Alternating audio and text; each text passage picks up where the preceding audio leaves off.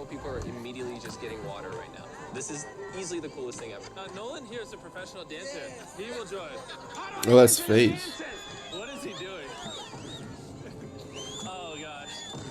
I won't make you watch this anymore. Besides ensuring access to clean water, a lot of the students at this village lack transportation. So we decided to give all of them new bicycles.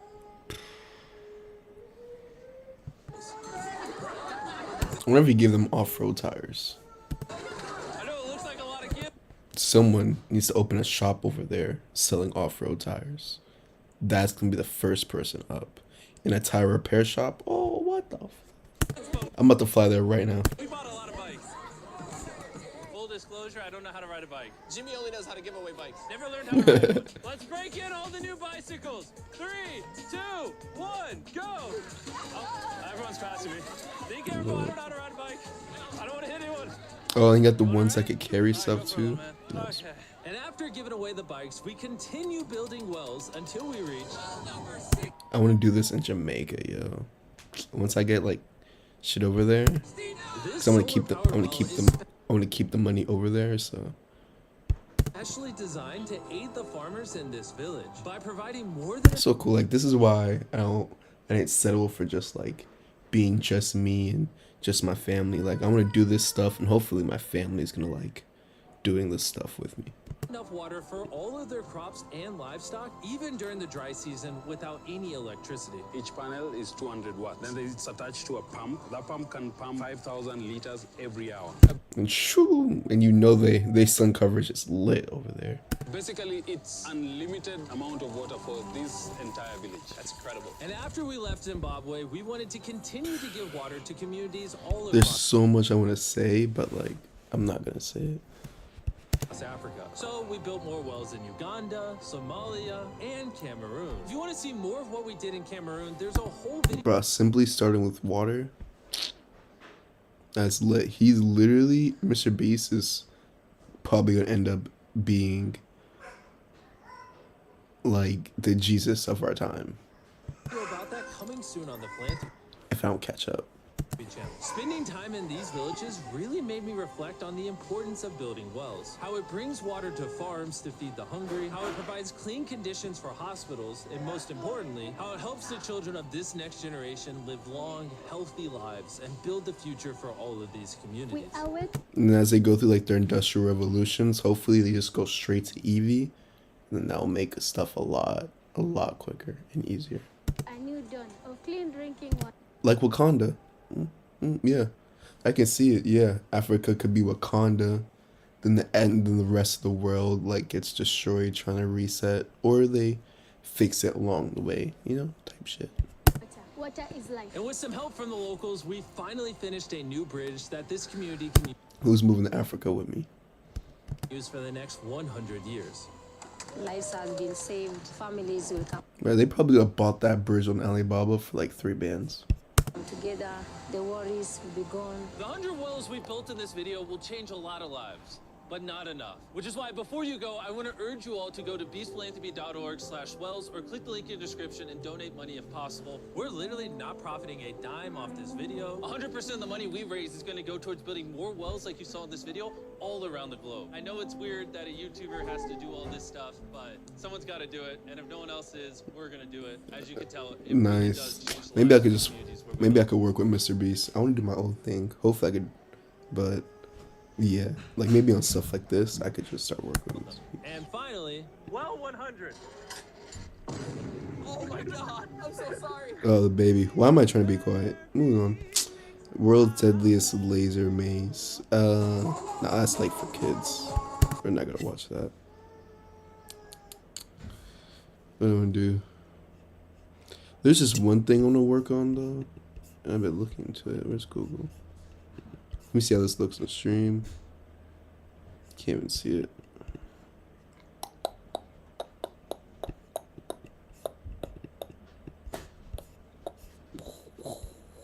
Oh, sheesh.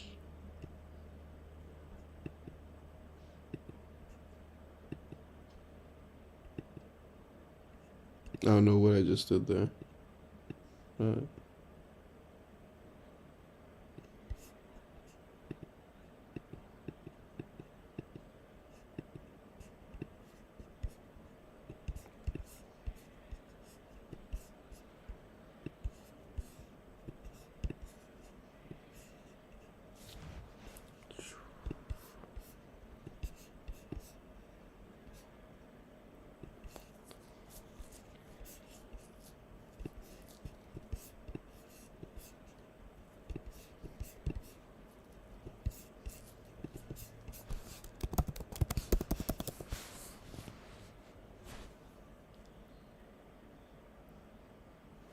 Understand and share the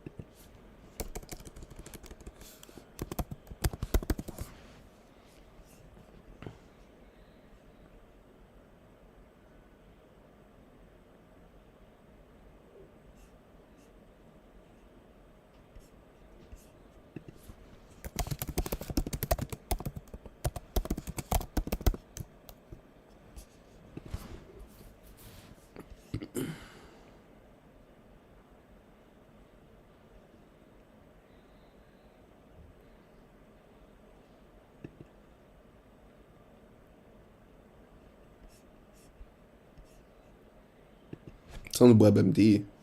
Even doctors use WebMD.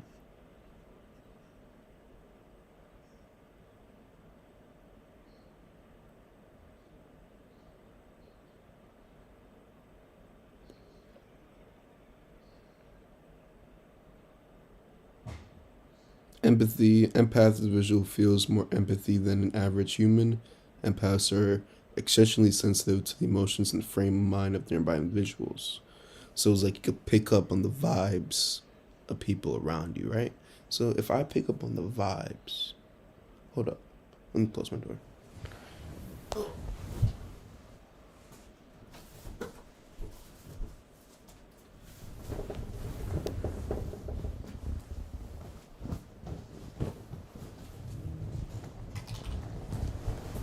Ooh. Had to get comfy.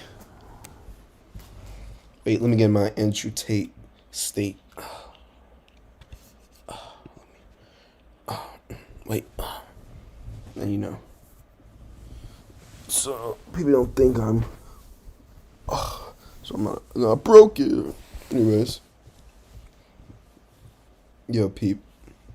Peep, peep, peep, peep, peep, peep. I can't see. But peep. Peep, peep, peep, peep, peep.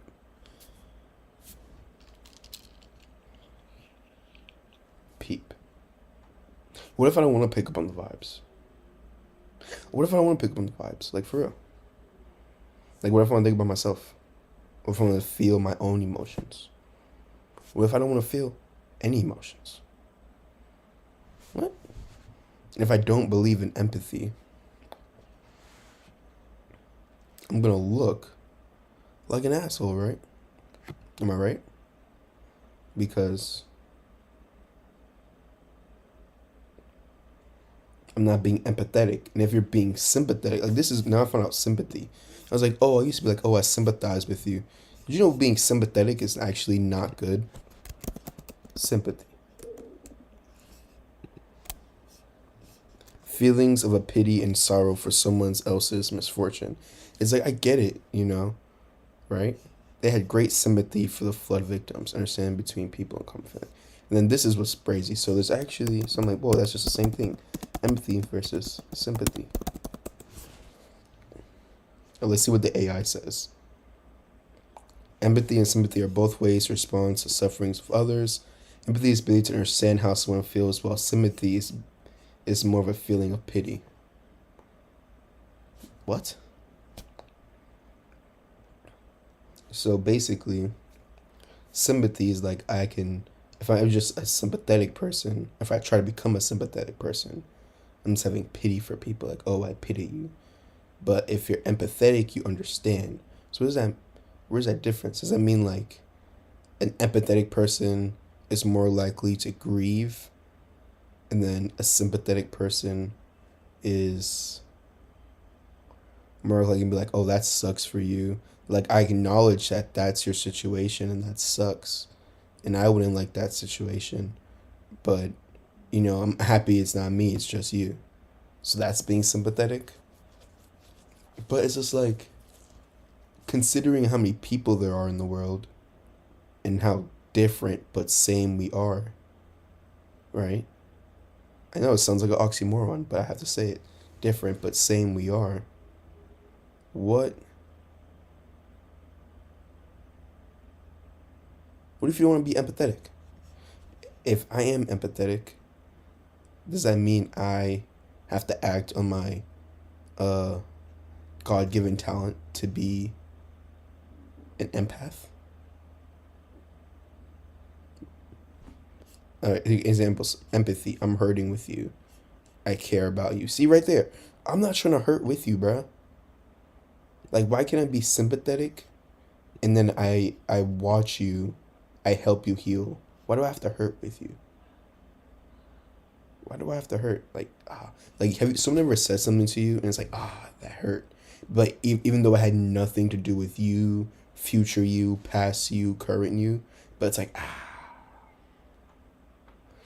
Like, why? Why do I have to be that empathetic? How does that benefit me? You try to think about like immediate family and friends, and it's like, no, it's none of them either. But we're just like, wow, that sucks for whoever that has to deal with that. And then y'all both look away like, you're a bad person. What?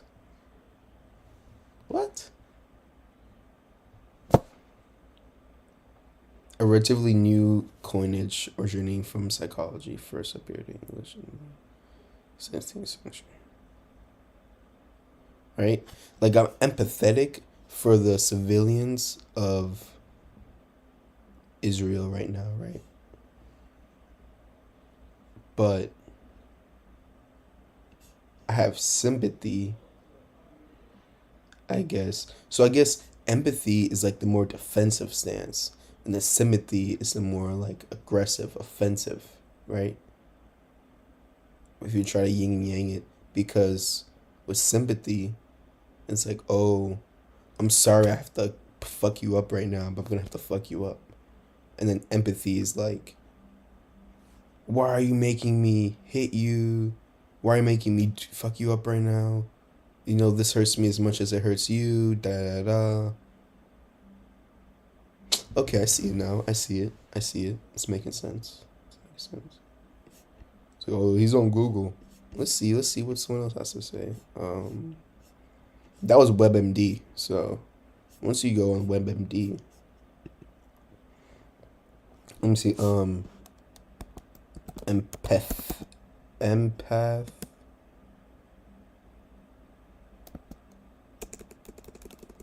Can being an empath affect your health?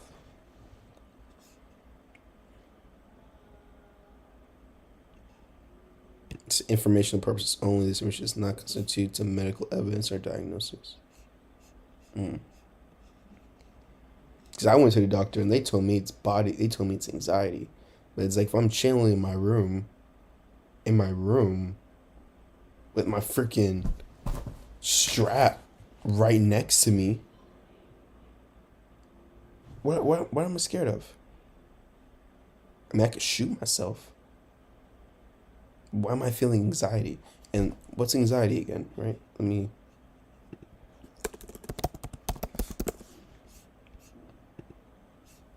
yeah, it switches, my bad. Anxiety, a feeling of fear, dread, and uneasiness, right? Which is annoying, and we all have to deal with anxiety every day, because if we go on the freaking news, where's the good shit? Let's see what's in the live news right now. And stepping up to the plate, the return of Denny's Original Grand Slam, and it's only $5.99. Come enjoy the yummiest hit and breakfast for a price that knocks it out of the park. The Original Grand Slam is back for a limited time. Craving a home run breakfast at Denny's, it's diner time. Well, I read what I expect him to testify to, and we will just have to deal with it, and the jury will have to assess what credibility to give him. And what that attorney also said is that initially Mr. Mills had said that these officers had done everything by the book. And so now he is changing that story. And so when you hear him mention credibility, it appears that some of that line of questioning could potentially come up if and when two black women. Mr. Mills is asked two beautiful black to take the women. stand. Zinclay? We know you'll stay on this one. Priscilla Thompson, thank you. Coming up, Election Day is near. We'll give you a preview of tomorrow's big races making national headlines. But first, time for today's daily snack. Foam from the Atlantic Ocean. It's violently being tossed into the air in France. The storm system, Domingos, is again unleashing heavy rain and fierce winds in Europe days after another storm did the same. As of late Sunday, 12 people had died and 247,000 French households. That's nature. Can't do anything about nature. Find a cave. Is that a drone?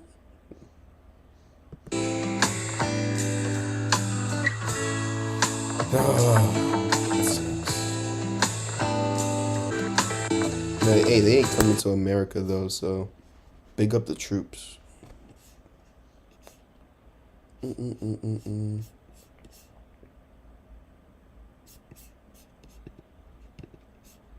But yeah. Oh, look, it's me. Let's see what else we got going on. But yeah, let me see. The top is there. Body anxiety. Is there such?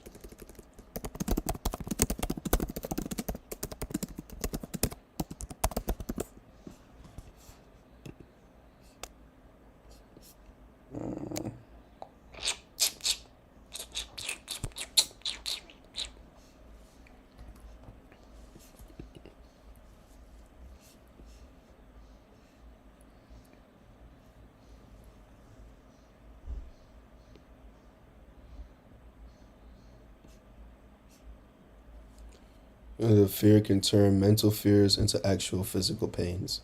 Most people actually experience anxiety as a physical problem. It often doesn't get recognized because the physical symptoms are so apparent and quite troubling that they might think they are experiencing something else. For instance, a heart attack. Wow.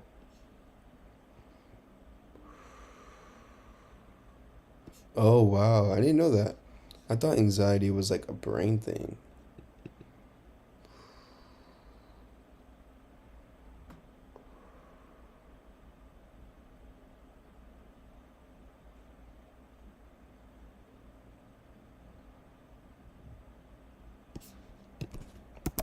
The best cannabis strains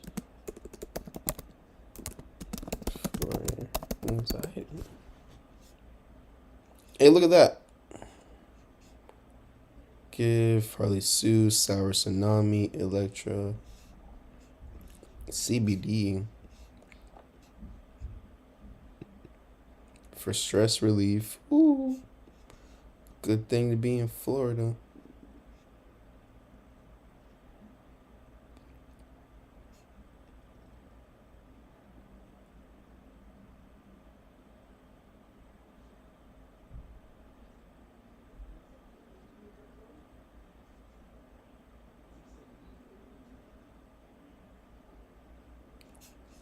Chest pain, high blood pressure, chest pain, yeah. I'm 24, bro. Yeah. High blood pressure. This is why Jeff Bezos had the hairline. This is why The Rock had the hairline. This is why Elon had the hairline issue. Because we put these big goals and dreams on ourselves. And our body's just like, I feel like our body's just like, yo, why are we doing all this? I'd be like we're not hungry, we're not thirsty, we're not starving, but just like, dang. Unless you're like a human that has like a high amnesia level, freak, yo, like it's hard doing the routine and the repetitiveness. It's hard. It's hard. And I see why people drink, smoke, do other recreational things, hobbies, switch it up, or they compete and like strive for perfection, because if you don't have like some goal to where like, but even with the goal, sometimes if it takes a whole lot of repetition, like imagine like how many times a car does a full circle all the way from, like a wheel on a car does a full circle, right? Now you drive 5 miles. How many times did that car spin in that same circle, right? So for us to be doing this as humans, or for me to do that just so I could be stress free, is like,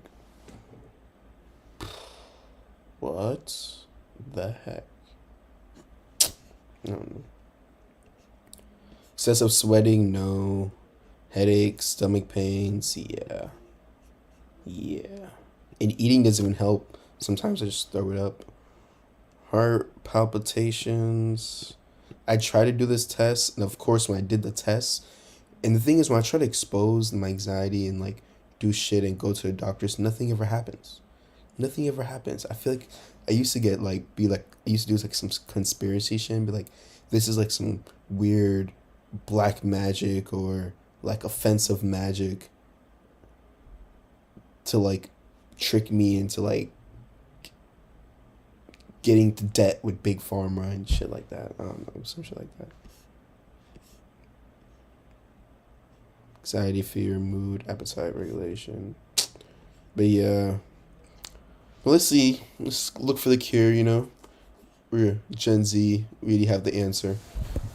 Let's see. There are two different ways identified. We're at the end of the line, right? There are two different ways to identify and different marijuana strains based on identification is typically used for inhaled versions of cannabis. It's more difficult to identify amounts of cannabis from cannabis flower. Yeah, so it's basically for medicinal purposes. They say it's a lot easier to consume than to smoke. But if you smoke, you just have to make sure you're smoking a large quantity to get the correct amount of units. So for me to be balanced, I need 8. But if I take a 10-gram nug and I break it down, I might only get 7 out of it because let's say the stem was 3 and I didn't smoke the stem, right?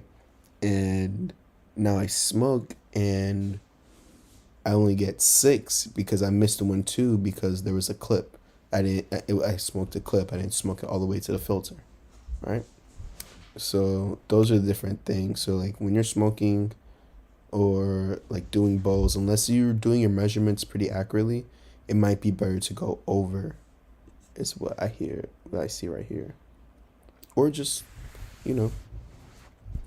consume a little. Consume like an edible or a dab or dab's another form of smoking, or just eat it. Yeah, so I like indica. Indica's great for the body anxiety, but it can make you sleepy. Because I don't really have the mental anxiety really, but it can make me sleepy. But sativa though, that's what you want for like the mental anxiety. That's like what you want to smoke when you're getting lit, going parties, going out, things like that. Social setting, like an introvert is gonna want indica all day. A sativa is more of like an extrovert, and the only way an introvert will really want sativa is if they microdose sativa for like a couple hours because they're like cleaning or playing the game. But if they're just like on some routine chill shit, then it's like you probably want indica. And then hybrid, of course, is the mix of the two. I'm gonna just do a study and start doing like more hybrid of myself, because like as a Libra and someone who like believes in the Most High, right, has faith in the Most High, then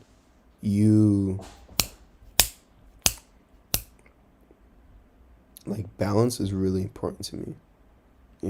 There's a lot of people out there that's unbalanced and it's just who they are.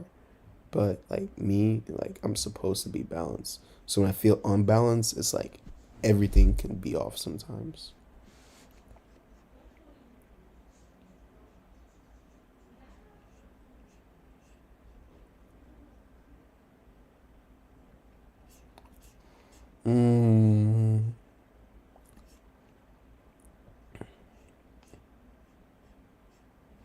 TG effects ratios based on the beginners can try to limit the effects of cheese shaming have ratios such as 50 to 1, 20 to 1, 10 to 1 with higher levels of CBD and low THC. Wow, so a 50 CBD to 1 THC level seems like OD. But for medical purposes, yeah. Because I feel like the THC does more of like a mental thing. Like CBD sativa, I don't really believe in CBD sativa, but if they say there's such thing as CBD sativa, right? There's CBD sativa. Actually, no, because it felt like nothing after, and it gave like a big burn in my throat when I smoked the CBD. But I'm gonna try and consume some CBD. But when I tried some CBD gummies, like it didn't really work. Like the THC is like a big part of it, and mainly because I'm aware of like mind over matter, or like I kind of have a weird thing with mind over matter. It sounds insane, but it's not insane. So because of my mental strength, it makes it hard for my body to win. Right? Yeah. But, oh yeah, because I'm so mentally strong, it's easy to ignore my body anxiety. So mental anxiety is like whatever. Right? And then, but body anxiety is really hard to control. But with CBD, the body anxiety, it makes me tired, right? It doesn't make me like I'm in the middle of a football game, you know? Yeah.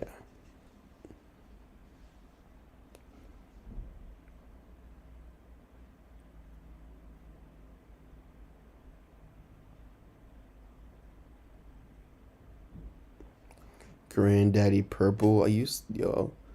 Jack Her or Herner, bro. That's my strand. A sativa dominant hybrid.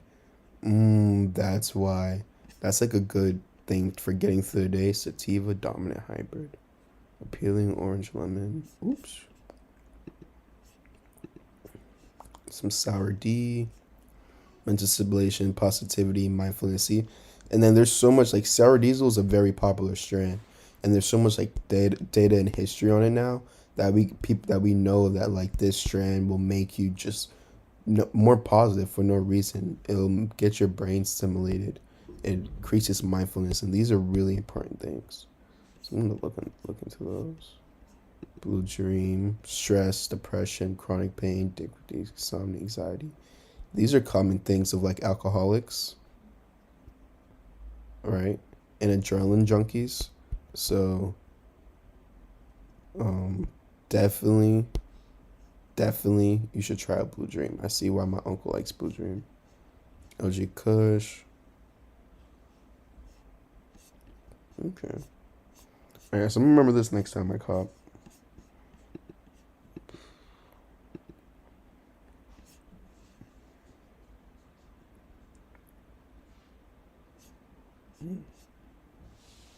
What's your phone?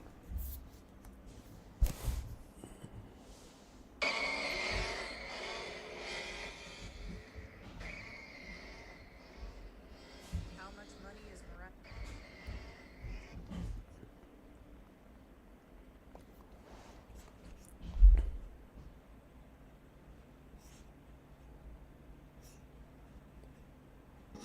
I wonder if he used AI to make this. There's never been a better time to get away. With a great deal on the Hyundai you've always wanted. Today, I am here to talk about and compare what it's like having just a regular smegular job as a hood dude to getting a job in corporate. Now, I've only had one corporate job in my entire life, bro, and I got it not because of my specifications, my qualities, any of my experience. No, I got the job because of who I knew. And one of the most important things that y'all need to know about the workforce, it's not what you know, it's who you know most of the time. Now, some jobs, obviously, you can't have without certain degrees and things like that. You know, you just can't. But some jobs especially some corporate jobs. You dead ass need no degrees if you know someone that has a high position, a shareholder, anything like that. It's literally crazy, bro. So I'm gonna Literally, bro. I have a friend that got a corporate job in Tampa like that. talk about just having a regular job first, right? Obviously, everybody knows how it is to have a regular job, but I'll talk about a time in which I was working at GameStop. Now, GameStop was a cool job, all right? For multiple reasons. One, I got a 50% off employee discount on used games. I don't know if they still do that for GameStop, but that's crazy, bro. That means if someone brings in a new game, within like a first week or two, they're gonna bring a used copy in because, you know, they're gonna trade it in, they're gonna beat it and try to sell it to us, whatever. You on a market. Yep, that's, do the math. Yep, do the math. It's like $30 for a $70 game, bro. So like, yeah, like obviously GameStop is fire. I keep saying $70, but like when I was working at GameStop, games were still 60. I'm just used to saying 70 now because like that's literally how much games cost. Like, yo, the fact that games went up $10 more is crazy. Also, why am I paying $70 for a physical copy of the game that comes with a case and a manual when like I can go and buy a digital copy and it still costs the same price? What type of bullshit? All right, sorry, I digress. I'm getting off track. GameStop was fire. As a hood dude, it was super fire because... All right, bet. So we got in my watch later. Talking about G-O-D. Nah, mirror principle. What's the mirror principle? That sounds interesting. Getting a girlfriend can turn any man blue pill. Nah. Shame about sexual desire. Oh, yeah. This can link back to the whole anxiety. You are about to learn is almost never described.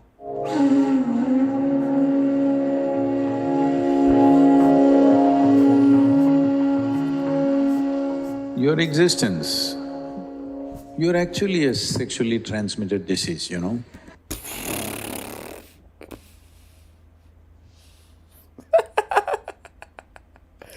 Where do we get little things like that from? What the heck? They laugh too. Oh. It is the basics of life. You are born because of that, I'm saying. Not your sexuality, somebody else's.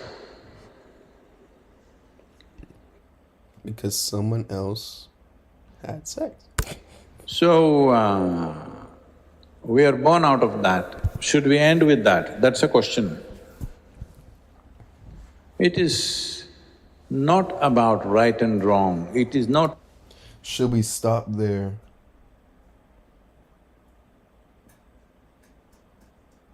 Yeah, we should stop it there. Because that answered the question, like, where'd I come from? Oh, we had sex. Okay. Why? Because we wanted to. The vibes felt right. Something just told us to do it. Okay. So is that how it's going to work? Am I going to want to do that one day? Maybe. Okay. Now, when should I come up again? Not until there's a problem or a question that can answer. About morality. It is about the limited nature of what it is. I've always wanted to live stream while watching Sadhguru because I've experienced some Matrix ass shit while listening and watching YouTube that now I just always want to live stream while doing it. Do you want to be stuck in it forever? Or do you want… I'm not gonna kill myself. Unless there's like a literal way to get out like the movies, I'm not killing myself. Fuck that. I want to think this is all bad, I don't want to touch it. No. I would say for at least 30 to 40% of the human beings, it is only a passing thing within themselves. But because of social culture, they all believe they must go in that direction. There may be another 30-40 for whom it's a very compulsive need. Another 30-40% are medium, they're like, they need it but not so compulsively. This is the nature of the population. I'm saying this with certain absolute sense of perception about this. Not everybody is on it all the time, but today society is cultivating them like this. If you're not it, you're not normal. So, what you're essentially saying is, all the yogis of the past were not normal, Gautam Buddha was not normal, nobody was normal except those who are on the pornography sites. Nobody's normal. You see how I went right back to sex? Crazy, right? That's how you know you're kind of going down the rabbit hole, you know, where it gets more and more personal. Because as a yogi, you're like an outlier, right? You're like the third eye looking in to the situation of the middle and the average and the status quo, I guess, right? So technically your role is to be the outlier. Your role is to be weird in a sense, because just as the middle, the average is weird to you, and vice versa, like yin and yang, you're weird to them. That's why I'm a modern yogi. Ooh, I should just change that. Jaden Malibaba Crescent Yogi. But I like the TV show aspect because No. I like when I'm given titles. No, this is highly exaggerated sense of physicality. There is a physical body. It has come into existence only because of somebody's sexuality, isn't it? So, sex as a fundamental instinct in the body is one thing, it residing in your mind is another thing. That is happening because of a certain level of culture around you. That is happening because of somebody told you it is a sin, you should not think about it. It is just that. There is a mind is another thing. That is happening because of a certain level of culture around. Instinct in the body is one thing, it's only because of somebody's sexuality. No, this is highly exaggerated sense of physicality. There is a physical body, it has come into existence only because of somebody's sexuality, isn't it? So, sex as a fundamental instinct in the body is one thing, it residing in your mind is another thing. That is happening because of a… Okay, but so let me be on my scholarship and not just say the first thing that comes to my mind, right? Let me slow down. I hear him on that. But in like Jamaican culture, and Israelites, you know, I forgot what Israelite is. Let's look that up again.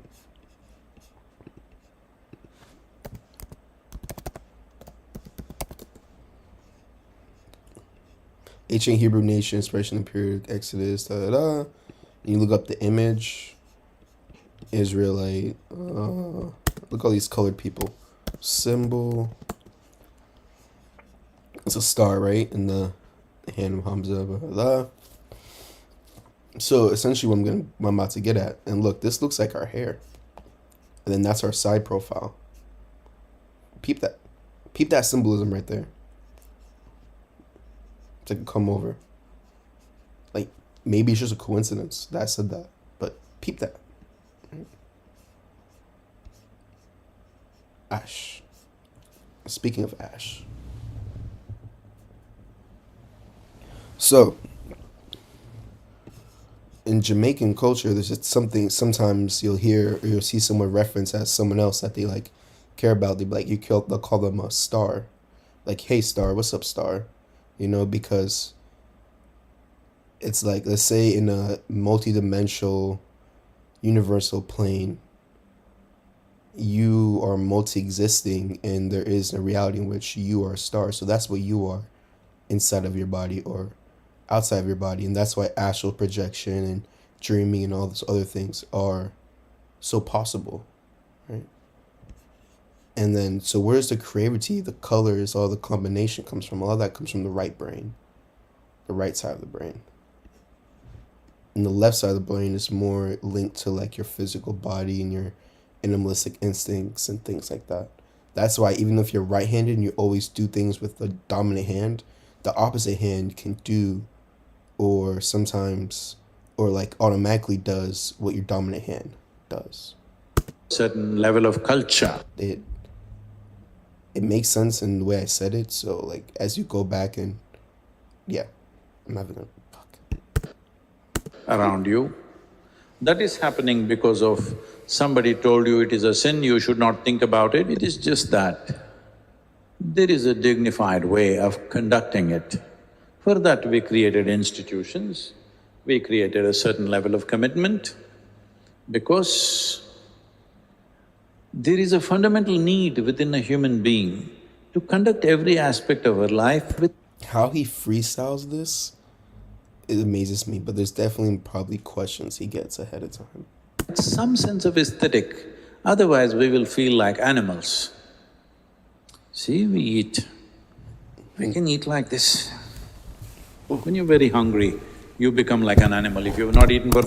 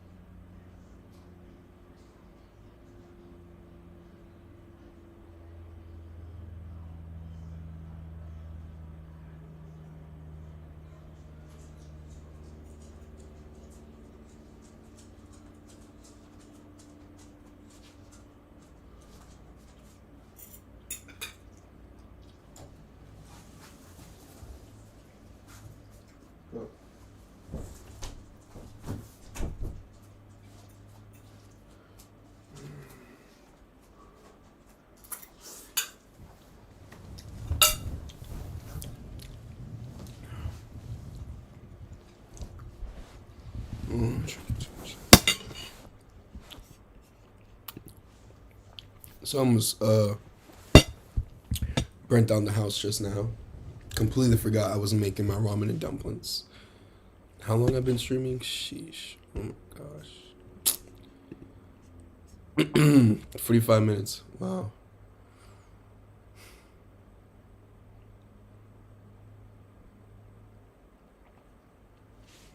That's why I didn't want to do both at the same time. But I was like, might as well add a mukbang to it. But shit. Now, next time, ordering food. Ordering food. 5 days, you will eat like that with both hands. Like how, have you seen how a hungry dog will eat? Like that. A human being also will behave like that when the need becomes like that. Now, the same, but now we learn to sit properly. When you're very hungry, Sahana.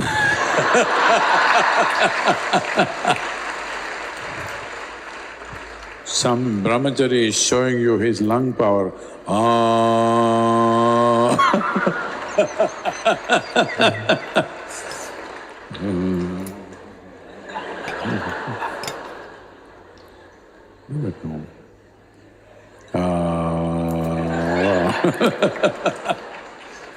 You would have done 3 ohms by the time he finishes om. When I first tried to do the ohms meditation, I was like, he was still going. I was like, yo, there's no freaking way. No way. But if you ever like try and do it while walking and the body's like moving the oxygen throughout your body or whatever it's doing, the blood, you could do it for longer. I was able to do it. Because when something is very needed for you, just if you wait 2 minutes, you will see what is compulsive becomes conscious. Food, sex, sleep and death. These are 4 things which are compulsive. A human being Death is compulsive. If that's true, it's probably why in Islam they don't mind. They say you won't be punished. It's not sin if you were to decide to move on to the next life ahead of time. Distinguishes himself or herself from animal nature. That was my interpretation. Just the whole 17 virgins and that guys talk about. Just by conducting these aspects of life also consciously. That is when? Now guys, the virgins, the old virgins. If you do these things like any other creature on the planet, the moment you see somebody like that, you say, oh, it's like animal, isn't it?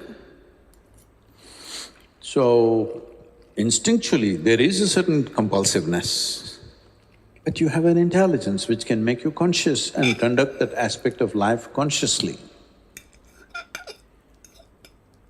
If you don't do that, then you see every day you're hearing about rapes and brutality and all kinds of things. It's the same desire he has that any other man has, but he cannot conduct it in an aesthetically correct way, in a dignified way, that his compulsions overtake his intelligence. So, first thing is, leave this nonsense about it being a sin, it being wrong, morality. That's not the point.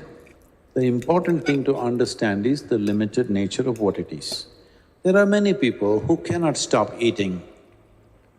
Hello?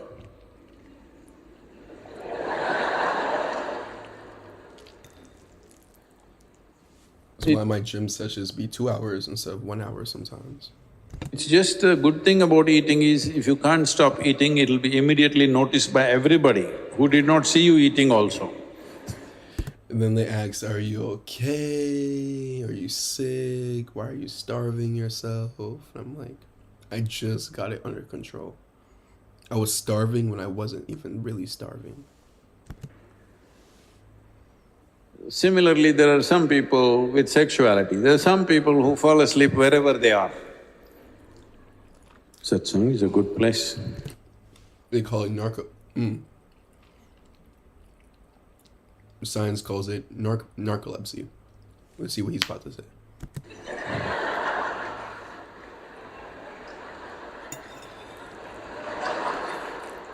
It's happening. It's okay.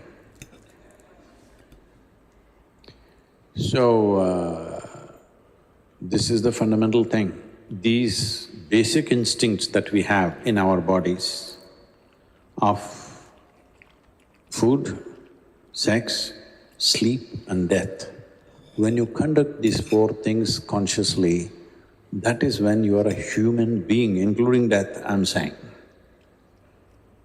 That is when you are a genuine human being. Otherwise, it's an evolutionary lapse. So what can I do, Sadhguru? It's evolution. No, that is the whole thing. Once you become a human being, evolution is by choice. Will you evolve or will you not? Interesting. When you were a monkey, you did not choose to become human, but once you become a human being, what kind of human being do I want to be is your choice. At a certain moment of compulsion, you may think, I don't have choice. No, you have choice. You have not learned how to exercise that choice.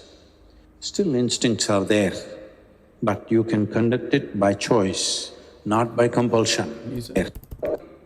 You did not choose to become human, but once you become a human being, what kind of human being do I want to be is your choice. At a certain moment of compulsion, you may think, I don't have choice. No, you have choice. You have not learned how to exercise that choice. Still instincts are there, but you can conduct it by choice, not by compulsion. It's basically saying like free will without self-control. Right? So you have the free will to do what you want. Like, yeah, nothing's gonna stop you from doing it, but you need self-control for like the coexistence of your society environment, right? Because I could punch a tree and it could break, but my skin may not be strong enough to handle me punching that tree without it breaking. So I'm not gonna. That's the difference. All of you are born out of sex, but should you live for this for the rest of your life? This is a choice. This is a choice. It is an element of your body. It is not the whole of it. It is an element of who you are. It is not the entirety of who you are. Essentially, it is a longing. What we long for can be transformed, isn't it? When you were a child, you were longing for a peppermint. As you grow up, you long for something else. Right now, you're a young adult, you're longing for something. But longings keep changing, isn't it? This longing, will it change by the compulsions of time, or will it change by choice, by conscious choice? It is not about, you must give up this, you must give up that, you must become like this, you must become like that. There are also ways for that. That one who wants to transcend can transcend. It is not a giving up. If you transcend, you are free from everything.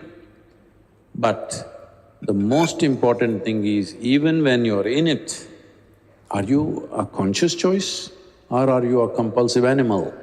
This is the thing, because the essential difference between a human being and animal is their instinctive reaction to life. We are a conscious response to life. Exercise that.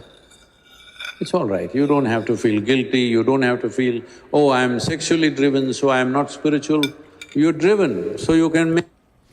There's a time a lot of these things never came across my mind. Why it comes across my mind now? I don't know. But I can live stream it and YouTube it. Might as well. Make it into a spiritual process. Instead of being driven, if you become the driver, that is the spiritual process. You want to be driven by something or you want to be the driver? If you are the driver, that is the spiritual process. Understand?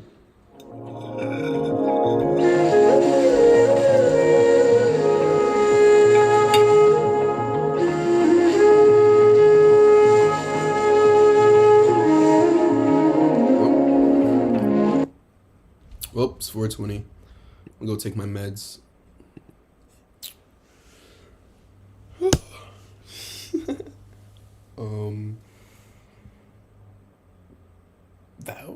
Why did my freaking... I can't believe my freaking eyebrows moved my headband up. That's annoying. Y'all saw that? I never watched that video before. Prepare yourself for life. I mean, yeah, I agree. Definitely. Yoga mats coming soon. I'm sorry, wellness mats coming soon. And let's do something fun now. Street pizza versus 100 angry demons. Ones versus $1 million house. Music. Business. Let's see this. I'll do a little bit of this. I feel like this is part of the spiritual process. I'm running out of funding. I need more funding for my e-commerce store. That means he's running on sales. Look, I'm telling you right now, this is going to be a really good video. I know it. I know it because the thing about this individual, Nicholas Bolin, I just missed what happened. Guys, and no one has come up to talk to me until just now, other than the people who came out from the Central Bank Center. I'd love to talk to you. Put down the microphone. And the people who came out. Oregon. I don't like the title. He's bald. From the Central Bank Center. But they're both bald. So let me put down Bob Marley. Actually, it just scared me. I'm getting anxiety. Hold up.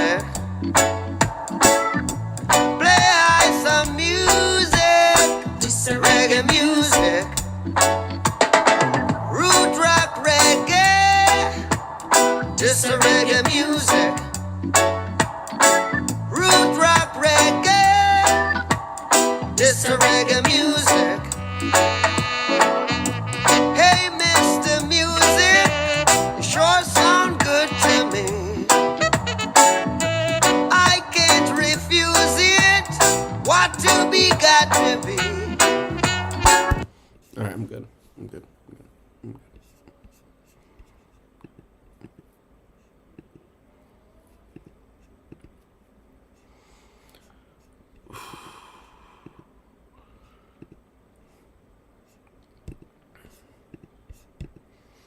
I'd love to talk to you. Put down the microphone and talk to them. Well, I can't reach all these people without... I didn't expect his voice to sound like I just did it. Amplification of my voice. Without performance. You want to perform something. Why don't you talk to them? What's been performance? This. Have you seen any theatrics or anything like this? Yeah. It's just because I have a voice amplifier doesn't mean I'm performing anything. You're performing. This is a performance. This is a performance the same as the drag performance in there. This is a performance. Well, that's an opinion that you have. Yeah. This is actually...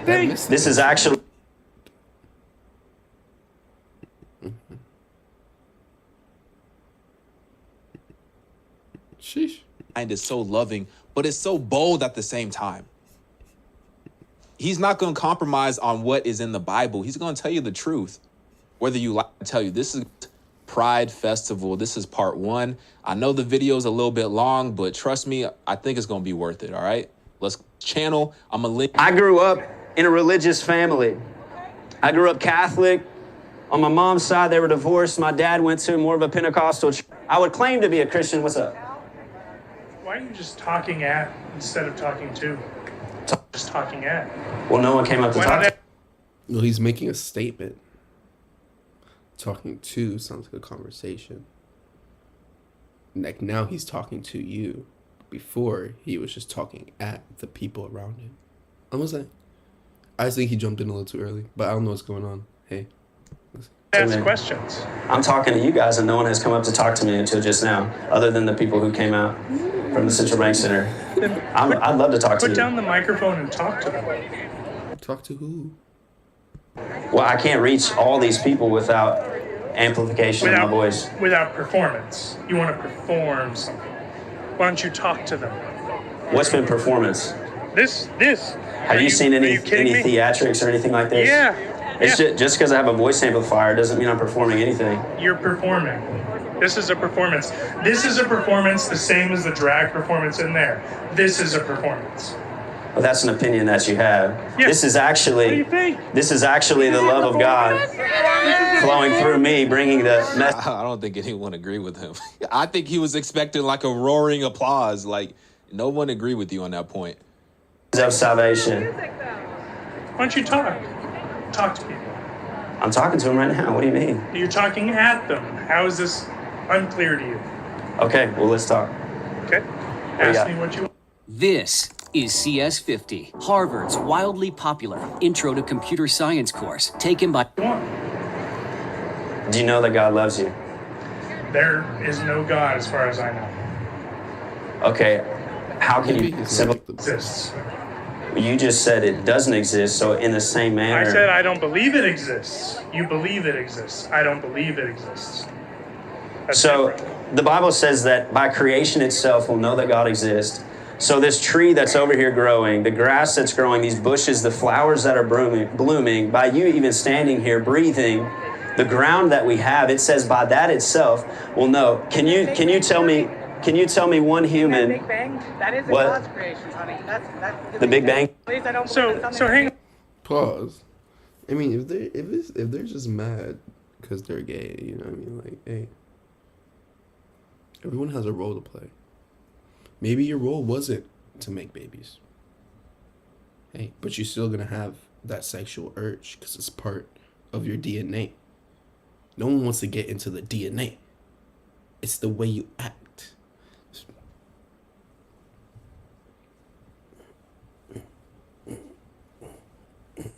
That's what I'm saying. Hang on. How about the other? Because, you know, like, people, like, born, like, transgender. Like, there's transgender, like, human intervention transgender. Then there's, like, transgender, like, oh, I was born in between, and then we just did a little 1-2. You know? You know? But, hey, I don't know how big your world is. That's all I'm saying. It's the way you act. Bronze Age texts that you don't listen to. This is a Bronze Age text that you think says truth. There are dozens and hundreds of Bronze Age texts from people who had Bronze Age understandings of the world from thousands of years ago that claim truth. Our understanding is advanced, and you cling to one Bronze Age text. Why? The Bible. Because you feel it? Because you...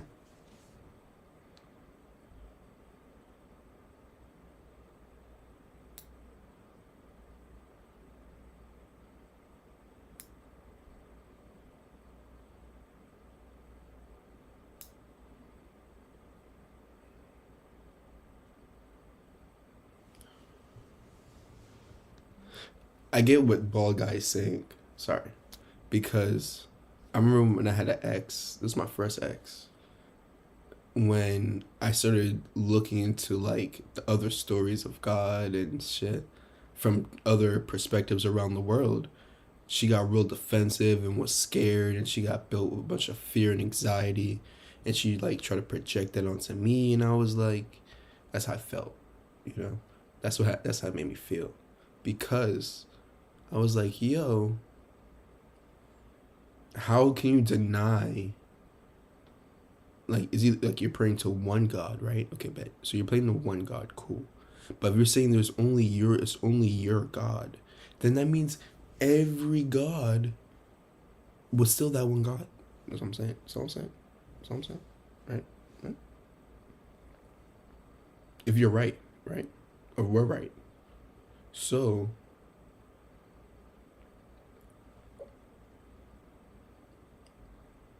bald guy can't be mad at him because that's his experience.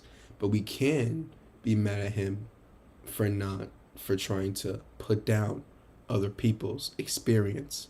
Because then by you invalidating their actual reality, it's what happened, we're potentially pushing people into different psychoses. Yeah, I feel like I used all the right words. I don't have to explain that anymore. Feel it? Your feeling has you out here pushing something that is countrywide oppressing people, which means this is an act of hate on your part. You didn't let me answer your question. Answered it. You kind of cut me off. I think he's a bot. You see how I just said that? That's crazy. Let's see what he says. So your question was, why do I believe in the Bible? You called it a Bronze Age? Literally a Bronze Age text. Yeah. Okay, so we believe in things that are other history books throughout history, right? But the Bible, it's a book. You're right. It is a book. There's a bunch of words on pages, but there's no other book in history that has so many different people who compiled their writings and were founded throughout history that were brought together and that... Yo, so my coworker Morgan just put me this thing called Darvo, and I feel like he's using Darvo by saying the fact that it's a Bronze Age text, which is to a modern entity, which this kid is gonna be like bronze. Oh, that's like third place, but Bronze Age text, it just means it comes from that set time period, the Bronze Age, right? Which is definitely probably when we started using bronze. Let me go look at that. Bronze Age, including writing Sumer, Egyptian hieroglyphs, Chinese, Hinduist, Why was it referred to as... Ooh, the heck? Gotta look where you're going. I type way faster if I look at the keyboard. Create tools, and look how I knew that. That's why I believe in God, bro. Look how I knew that before I even looked it up. Aligned with one another. Or common sense, but same thing, maybe. To confirm exactly what's in the Bible. There's literally no other history book that comes close, that talks about any other person, that comes close to as many different documents from different people over a huge span. Okay, wait, he's 100% correct. I couldn't get out what she just said. She said, what about Wikipedia? What are you talking about? Look, whether you like it or not, the Bible is the most reliable text on this planet. Whether you like it or not, whether that is true or not, I know that as read and compiled and studied, the Bible is the most reliable text on this planet. It's up to you to put the time in to research that and you know, figure that out for yourself. You see how he's lagging whenever he says like certain definitive things like that? It's crazy. Or not. But if it's I'm not even touching my keyboard. Then look, it is what it is. You can live the life that you want to live, oppressed by your sin, and that's fine. But I'm just here to preach the gospel. You know what I'm saying? I'm just here to give you the... I shouldn't watch this. Anyways, this is me looking for problems. This is what I want to push, right? Let's do...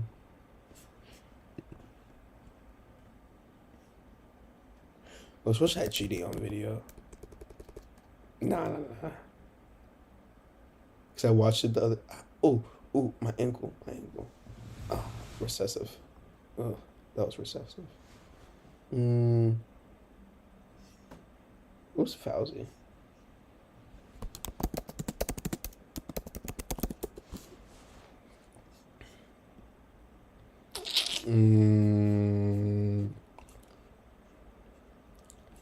Under 4 minutes. 4 to 20 minutes. 2 years ago. Outdated information.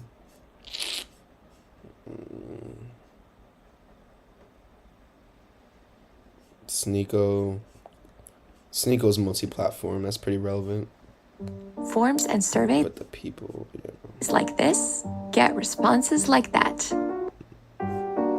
With Typeform. So it's been over a week since the last time we talked about FouseyTube on the channel, and ever since that video, I've been keeping tabs on him. Sometimes I tune into his he's cringe, he's annoying, he's a fake religious person because he preaches something, and then a second later, he's doing everything he's told not to do. And at this point, it's not even funny anymore. At this point, it's pretty serious, especially with what just happened about 2 hours ago at the time of me recording this video. I was gonna go to bed early, actually, because tomorrow's a very important day. So I was like, you know what? I'm gonna get my hours in. And then I see the FouseyTube situation going down, and I immediately have to talk about it. Let's go back to yesterday. This was the beginning of the end for FouseyTube, and for context, I believe up to this point, he has not slept for a day.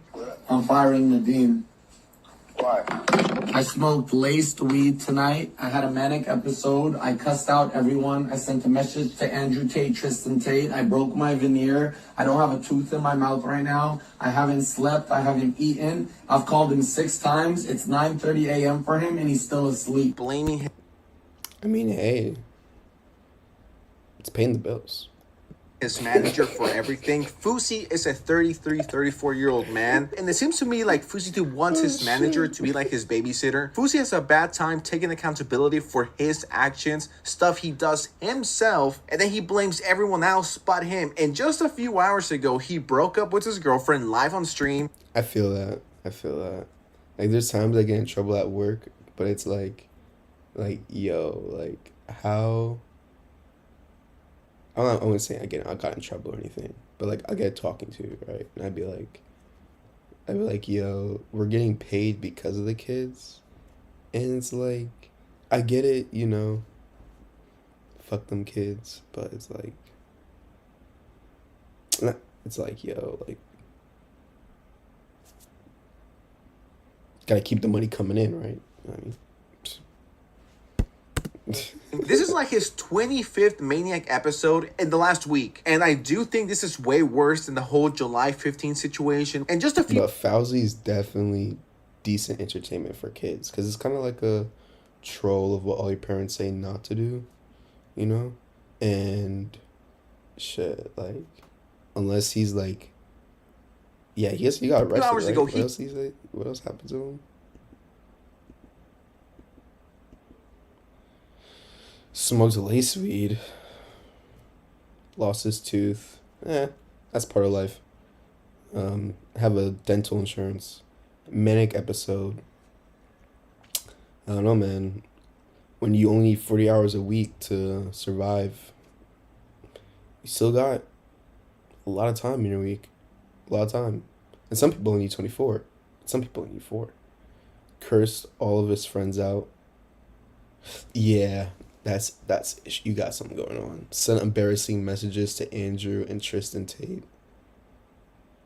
That's a subjective opinion. Embarrassing. If it was like some romantic sexual shit, then yeah, I can see why they would say embarrassing. But like, if it's like ha ha ha, or he's being serious and they can't take it serious, then yeah, that can be embarrassing. a.m. for him, and he's still asleep. Blaming his manager for everything. Fousey is a 33, 34-year-old man, and it seems to me like FouseyTube wants his manager to be like his babysitter. Fousey has a bad time taking accountability for his actions, stuff he does himself, and then he blames everyone else but him. And just a few hours ago, he broke up with his girlfriend live on stream. This is like his 25th Maniac episode in the last week, and I do think this is way worse than the whole July 15th situation. And just a few hours ago, he completely doxed himself, his team, and if you watch his streams, you know that. I just realized this dude's channel is called Sensitive Society. I mean, hey, if you know you're sensitive, and then you put yourself in non-sensitive situations, it's like, what are you doing to yourself? He's sharing where he is. This guy's crying and bitching about, like, what are you doing with your free will? About privacy, but at the same time, he's telling everyone where he is. What'd you say? Yo, I'm Gamble. I'm the guy that was calling your mom and sister and brother and shit. I think one of your fucking friends got me banned on Kick. Hello? Can you hear me, buddy? Hello? You know we have your address. They have your number, they have everything. Oh, you like doxing too? Hey, I know where you are right now, and I live here, buddy. Come over here, bitch. I swear to God, I'll kill you. I swear to God, you pull up to my house right now. I'll stick a knife 10 feet. Chop it off. Yes, this is a goddamn threat. Bitch, I'll kill you if you come up to me. You're threatening me? Do me a favor. No, that's the guy who made my mom cry yesterday. Call my handler immediately.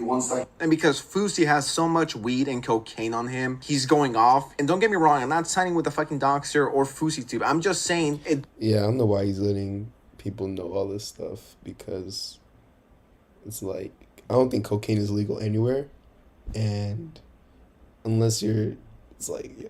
Doesn't help when you fall into the bait of getting trolled. But hey, at the same time, if you don't care, you don't care. And if your supporters don't care, your supporters don't care. Of course the guy wants to get you mad, Fousey. Because this video is giving him mad clout. So I'm like, who the heck is this guy? The best thing you could have done is kept your fucking mouth shut. And FouseyTube had like 70,000 live viewers, but only 5,000 people were members, signed up for memberships, which is not a very good view to paid subscriber number. He should be having 20, 25,000. And what this tells me is that no one really cares about Fousey. I like him. Okay, well, that's that. Let's see what else the internet's showing me today. Let's refresh. Let's see. There's the new to me section's not up here. Gaming news. Nah, I don't want to embark in any new games right now. Trump. I make you this promise if I win. Trump stands in New York civil fraud trial. Judge. Trump testimony gets heated during civil trial.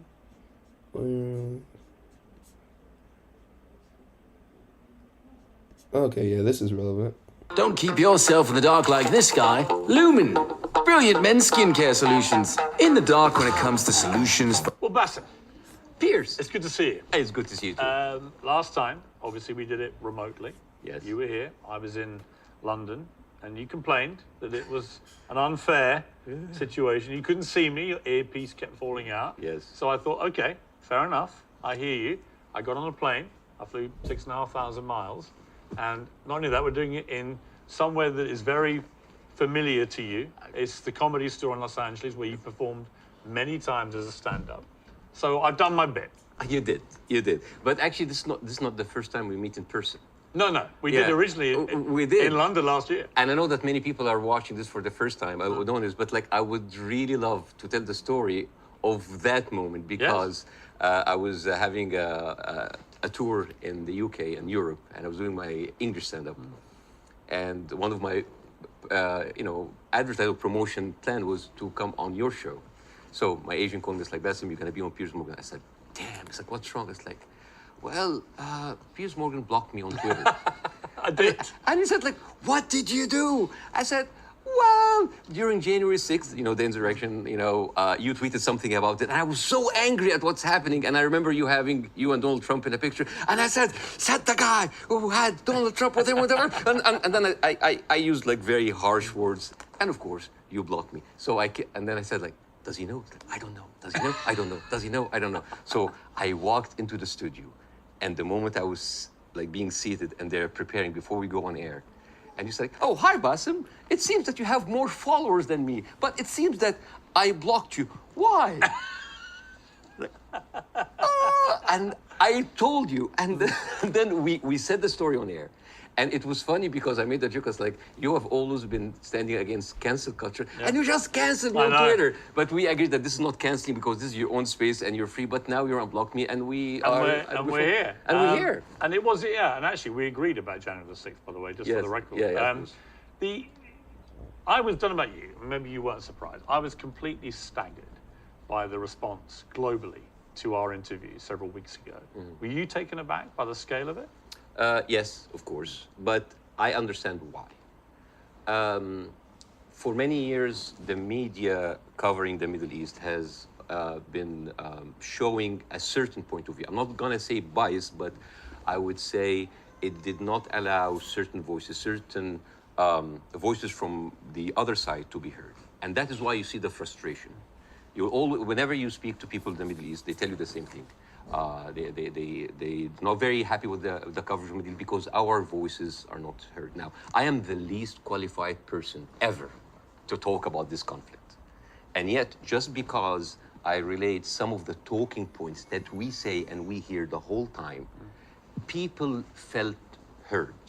And when people have this feeling, they're happy. They have this response. They say, "Oh my God, for the first time, the West are actually hearing our point of view. Some of the point of view might not go well with other people, but at least we have a conversation." And I think that is the reason why. Yeah, like maybe one side may not win, but now you both understand both sides. And with both sides understanding each other's viewpoints, just like the good old yin and yang symbol, we can coexist a lot easier, you know? Because a superhero never really kills the bad guy, right? Sometimes this bad guy never really kills the superhero. He just tries to rob the superhero of the power. People reacted that way. Yeah. It's such an incendiary subject matter. I've never seen social media so ablaze with hostility on both sides. And those be the bad guys that have like the crossover events. You know? You actually, as well as enormous praise from the Arab world, did you also get criticized by some parts of the Arab world for not going perhaps hard enough? Oh, you didn't do that. You didn't do that. The thing is, this is like you're damned if you do, you're damned if you don't. Right. If you don't speak up, why don't you speak up? If you speak up, you didn't speak up enough. If you're done, why are you? If you speak up too much, oh, you're taking all the attention on you. And I love that fact because people always who accuse people of being the center of attention, they are actually not very happy that the attention is not on them. This is actually like a rule on social media. But yeah, there was a backlash, but there's also a backlash from the other side, which I mean here and other comedy clubs, I worked with people from all kinds of different backgrounds, Jewish, Christians, Muslims, Arabs, atheists, all kinds of people. And there are a lot of people who went into my socials like, oh, so you're a terrorist sympathizer now, you know? And I think it is important to have... That's such an extreme statement, a terrorist sympathizer. But I'm still feeling pity for them. Is pity a good competition? Let me see. Is pity good? How did I first forget the word? I just said it. Is pity good? Oh, this.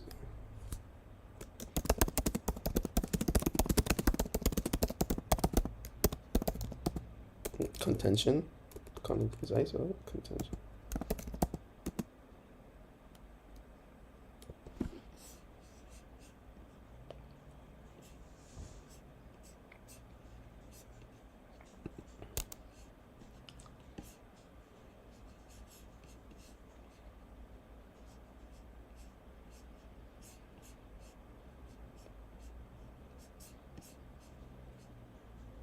Oh, so pity comes with a pass. Yeah, but aren't you calling a terrorist? Well, I guess more.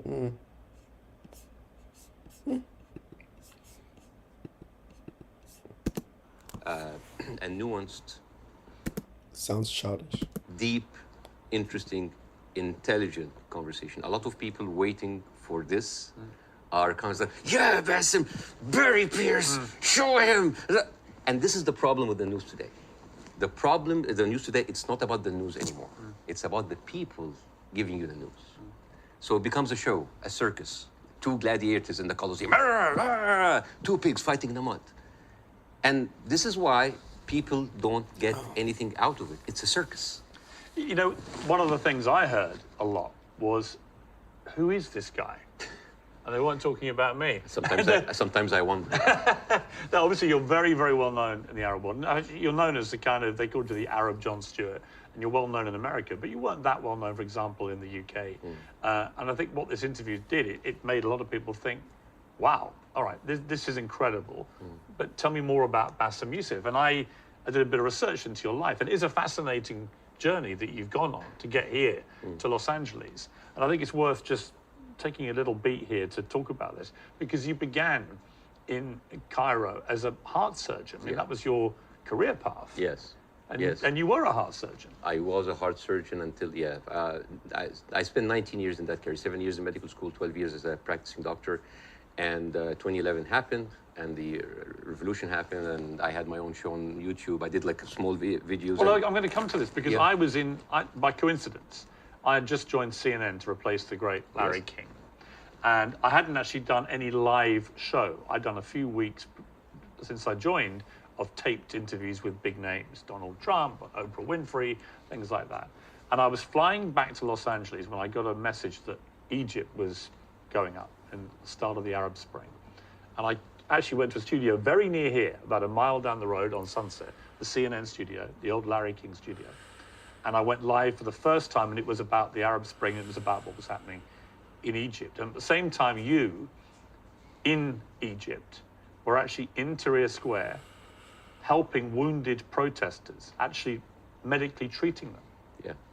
Yeah, I mean, this was a kind of movement that inspired a lot of Egyptians. At the time, I was in the hospital, and a lot of people just had volunteered, and the nurses were just like giving us like supplies, go, and we were going there, and we were basically tending to the wounded because it is, and it kind of gives you a different perspective when you see helpless, defenseless people who are not armed, who are being beaten by security forces, military forces, being shot, being, hurt. And all we can do is just like provide some medical attention.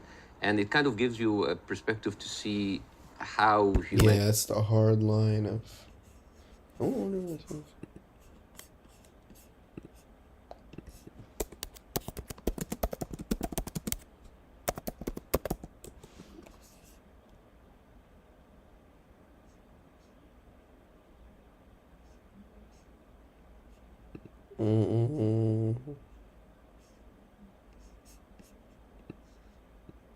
Oh yeah, okay. Humanity sometimes can show its most ugly face. And the suppression of free speech, freedom of expression. Yeah. The ability of people to say what they honestly feel about a situation. Yes. And the suppression of people's basic rights to freedom. Absolutely, yeah. And that kind of like taught me a lot and inspired me to do the show. But Well, you start, it's a crazy story, this, and I want to tell it because you just decide to do 5-minute stuff on YouTube. Yeah. And you're expecting a few people to watch it. And then literally it just flies, and suddenly you're getting millions of people watching this. And very quickly, one of the big networks comes in. And then you're suddenly doing this stuff for 30 to 40 million people. Yeah. Like a third of the entire population of Egypt is tuning in to watch you. You're the biggest star of Egyptian television. Oh, please. You were. Don't stop. Somebody, I mean, what an extraordinary thing, though, for a heart surgeon to go from helping protesters medically in Tahrir Square at the start of the Arab Spring to within a year, you're the biggest star on Egyptian television. It's a crazy thing. It doesn't sound as glamorous as this. It felt horrible. Did it? Why? Oh yeah, overnight fame, this Scary. size, it's toxic, terrible. It corrupts. It goes into your soul, and it's not good. It's not. I actually didn't enjoy it. And the worst part about it is that like you're trying to do comedy in very controversial climate about very controversial issues. So you'll never satisfy people. And the problem is that people have these expectations. Oh, if you are successful in this, you must be successful at solving this.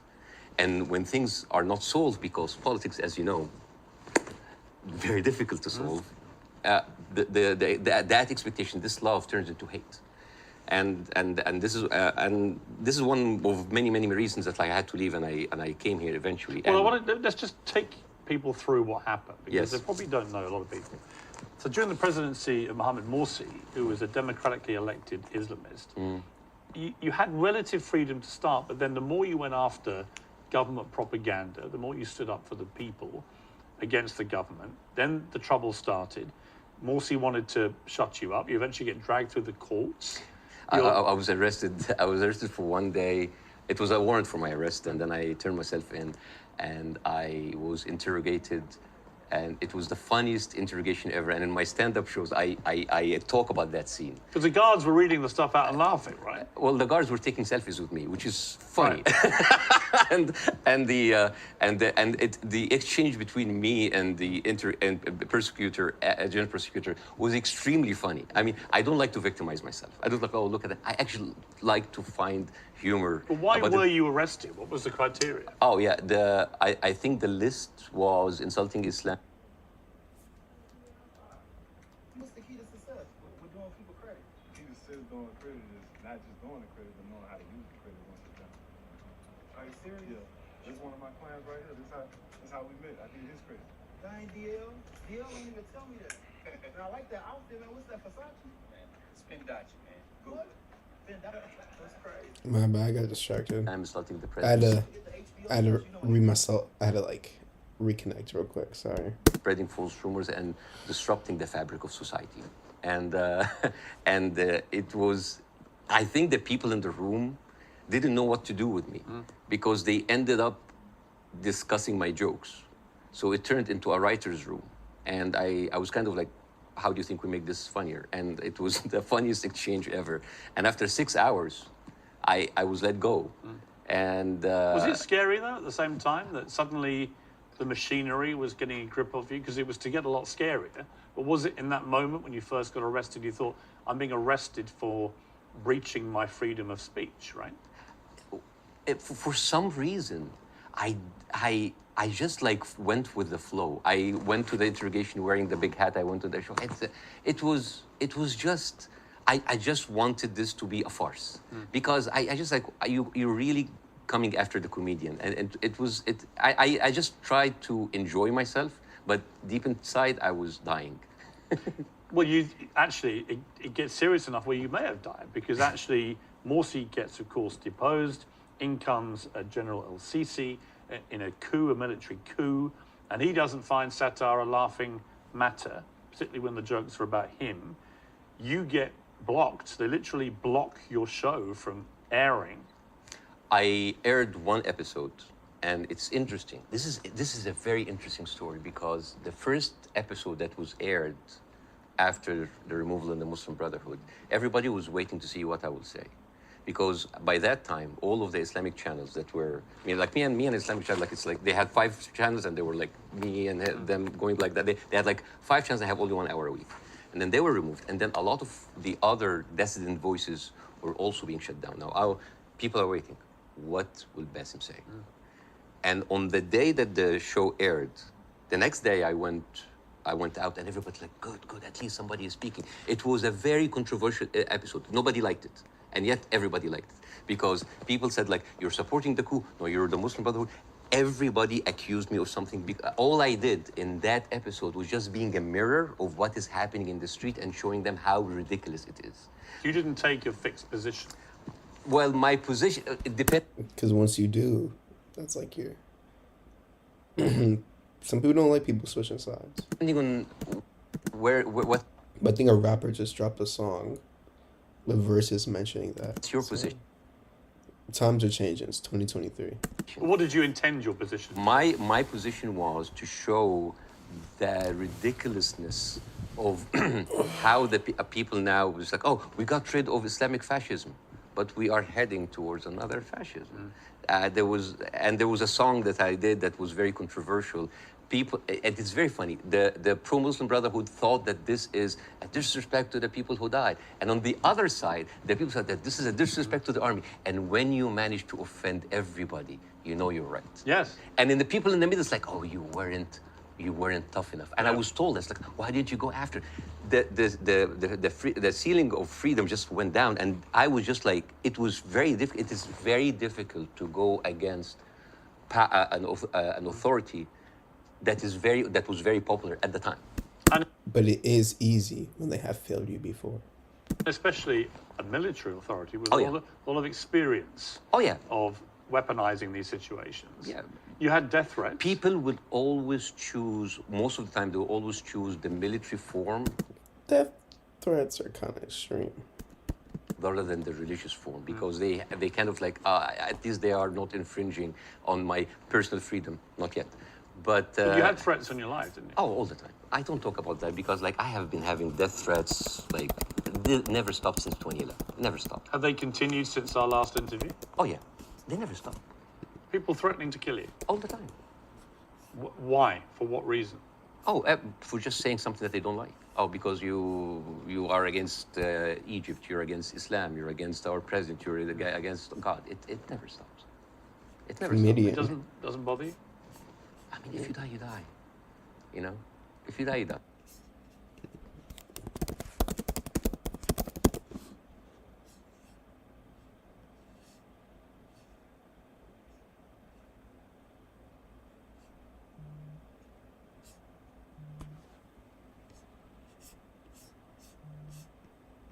Where's the under 4-minute filters now? What do you think of when you hear the word trauma? You might think of terrible events like violence, abuse, or disaster. When we hear the word trauma, we often think about the cause, but trauma is actually the effect of events like these.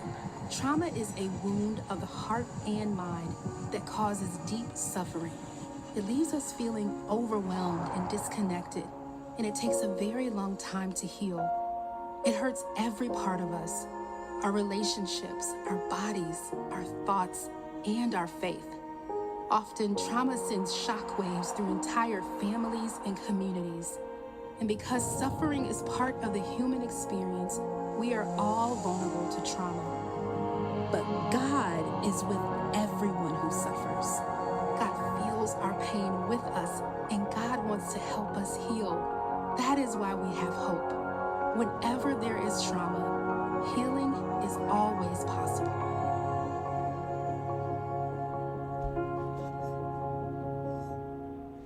Alright, now, just to end this stream. Everything said there was straight.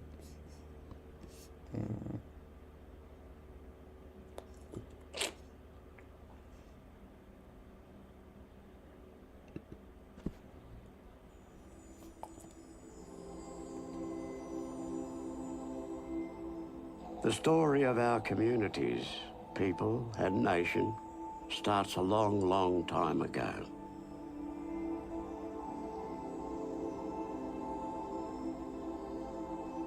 More than 60,000 years, in fact.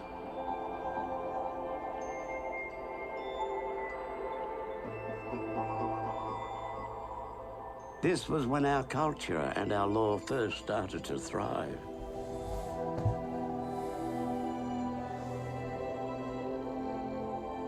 We knew who we were and where we belonged.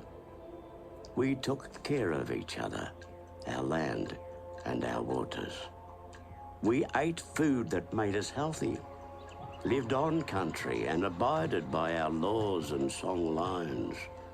Our families, our children were happy, with strong minds and hearts, because they were where they belonged.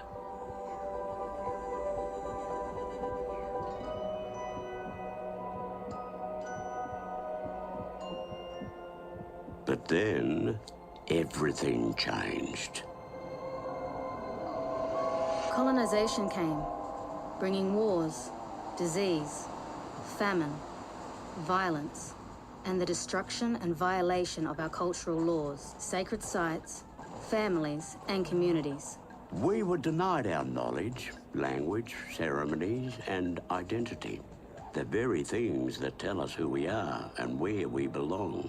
And our connections with each other and the land grew weak. And then, our children were taken from us. They had their names changed and their identities stripped away. They were told that Aboriginal people were bad. Worse still, they were told that their parents and grandparents did not want them. For years this happened, and those children became known as the Stolen Generations.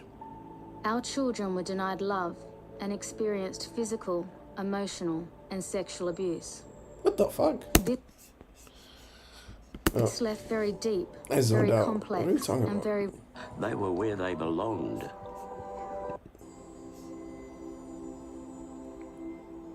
The story of our communities, people, and nation starts a long, long time ago. Nah, I want the nerd. Fucking. That's like.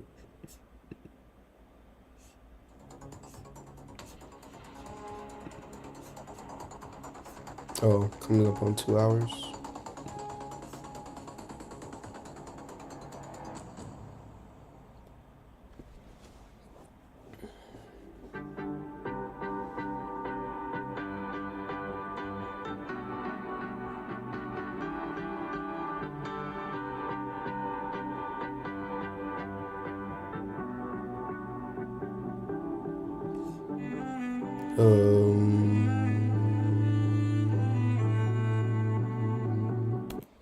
Have you heard the saying, hurt people hurt people? And you know what else is true? Hurt people often hurt the ones they love. As a pediatrician, I've seen children hurt in so many different ways by the adults who love and care for them. That's why I'm always talking to caregivers about ways to prevent childhood trauma. In my clinical practice, I screen for ACEs, or adverse childhood experiences, and I provide trauma-sensitive care. I also joined an amazing group called Creating a Resilient Community Network in Central Florida to help prevent and heal our community of trauma. As a facilitator, I give workshops on ACEs, resilience, and healing. And I even dedicated a chapter in my new positive parenting book, High Five Discipline, to raising awareness about ACEs and to ensure the way parents discipline is not a source of trauma for their kids. Now, when I encounter children who experience trauma and explore their family dynamics, I often see generations of adversity. Like Brian and his little sister, Sarah, at such a young age, they had already experienced their mother battling drug addiction, being in and out of foster care, and was now living with their maternal grandmother, who had her own share of past trauma. She strongly believed that what the kids needed when they were misbehaving was old school discipline. You know, spanking, yelling, and shaming. But nothing she did improved their behavior. Brian was in elementary school and already getting into fights, labeled hyperactive and disruptive in the classroom, and Grandma said he was a terror at home. In one particular incident, he almost set the house on fire. And Sarah, she had global development. On purpose? That's kind of crazy. Mental delays and behavior problems as well. She was 5, but behaved more like a 2-year-old. Right before my eyes, she babbled, whined, and hit to communicate her frustrations. And Grandma just hit her back on the bottom, not making the connection that what Sarah truly needed was love, patience, and guidance. Because the trauma and the bad things from the generation before would appear in the next generation, and they would try and stop it using fear and all that other shit, rather than using the just explaining, hey, no, that's not what you not want to do. You see, rather than breaking Brian the and habit. Sarah's story highlights how trauma can pass down through generations. Hurt people hurt people. So I would like to talk to you today about how the 3 R's, recognize, build resilience, and restore, can help break the cycle of generational trauma. So we can start by asking, what happened to Brian and Sarah before they started acting out? So imagine with me just for a moment what had gone on in the midst of all of these traumatic experiences at a microscopic level. Well, their little bodies experienced prolonged, repeated trauma with very little nurturing and protective caregiving. And the science of childhood trauma tells us this created toxic stress, elevating the body's stress hormones like cortisol and damaging and dysregulating their brain and body systems, and even set the stage for Brian and Sarah to pass these dysfunctional processes on to their children. Now, we can explain some of this intergenerational transmission of trauma through epigenetics, or the study of how our behaviors and environments can create changes that alter the way our genes are expressed. Each one of our cells in our body contains genes, which houses our genetic code or blueprint for all of our functioning. And there are chemical switches above the gene that can turn on or off in response to the environment that create alterations affecting the way the genes work. And these alterations can pass on to the next generation. For example, we know certain moms who experience trauma have epigenetic changes called DNA methylation, which is associated with higher levels of depression and PTSD. And those same changes can show up in the child. And also these moms may have maladaptive behaviors that creates an environment to further traumatize the child. These are biopsychosocial mechanisms that perpetuate trauma. Other epigenetic changes that researchers describe occur in glucocorticoid receptors, which regulate glucose and lipid metabolism, and also telomere length, responsible for cellular aging. In other words, they occur in glucocorticoid receptors, which regulate glucose and lipid metabolism, and also telomere length, responsible for cellular aging. In other words, toxic stress may lead to families with diabetes, high cholesterol, and even early death. So it makes sense that we heal and protect what happens to us so the long-term effects of toxic stress don't reach future generations. The good news is our brains can rewire, our bodies can heal, and epigenetic changes are reversible. We can have a positive impact on the way our genes work, and we can overcome adversity and create a bright future for generations to come. So how do we do it? Well, instead of passing down hurt, we need to pass down healing. And the 3 R's can help. Recognize, build resilience, and restore can help break the cycle of generational trauma. Oh. Recognize the symptoms of trauma you may be experiencing. Has something bad happened to you and you find yourself fearful, sad, numb, hopeless, or depressed? Are you experiencing panic, anxiety, finding yourself irritable or angry? Do you feel like you need something to take the edge off? Are you finding it difficult to complete the task at hand? Your focus is gone. Are you self-medicating your pain? Stop right there, because these are symptoms of trauma. Recognize and then ask. I was self-acknowledging again. For help. From the beginning, we've dreamed of creating a better future.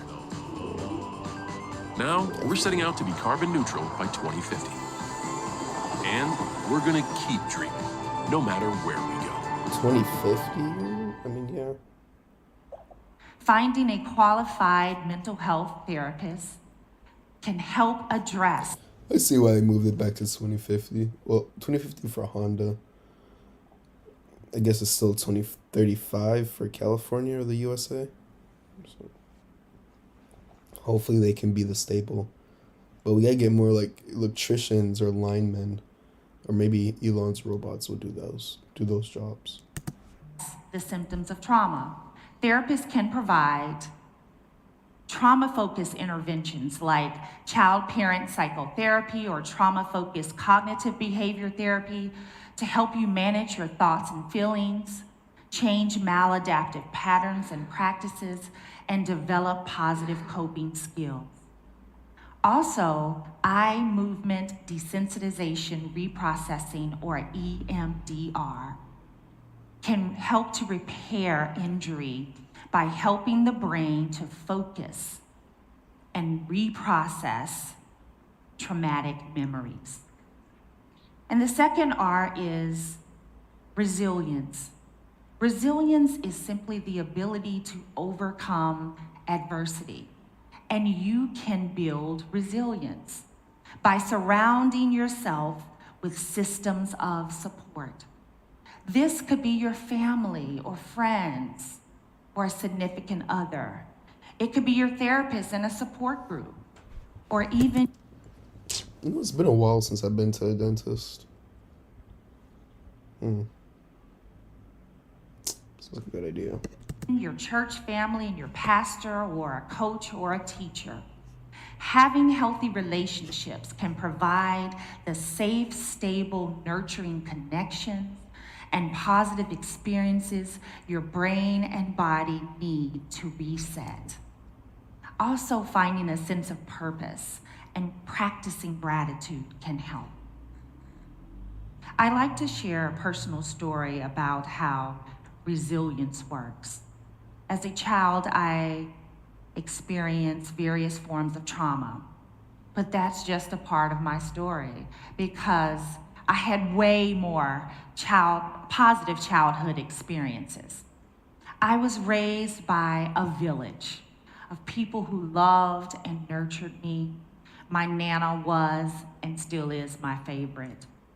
I was an excellent student. I was very active in school, playing sports. I played in the band.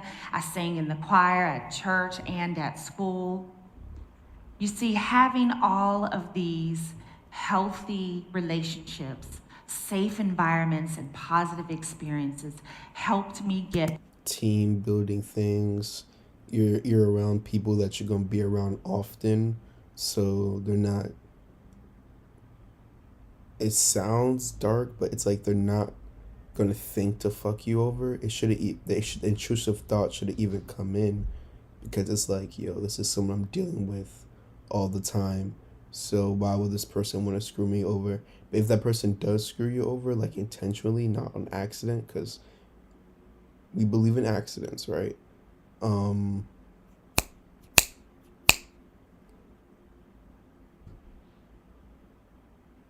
What I was gonna say, he will hopefully believe in accidents. I lost it, whatever.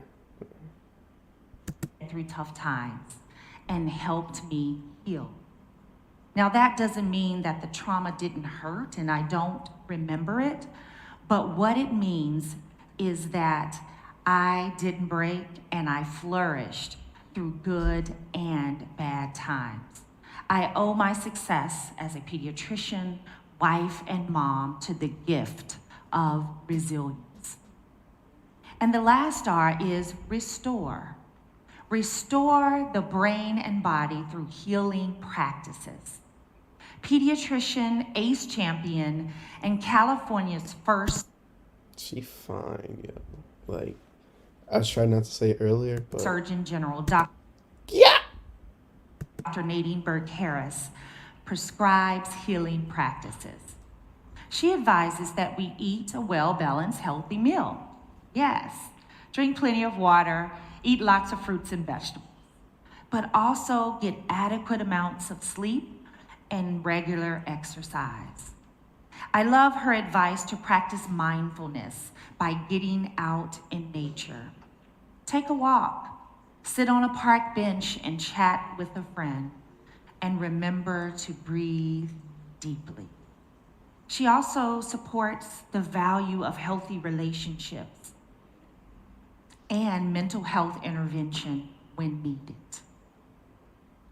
Recognize, build resilience, and restore. The 3 R's work together to regulate a dysfunctional stress response system and enhance the brain and body's healing powers. We all will experience something traumatic in life, and as much as we try to prevent it, children will experience adversity too.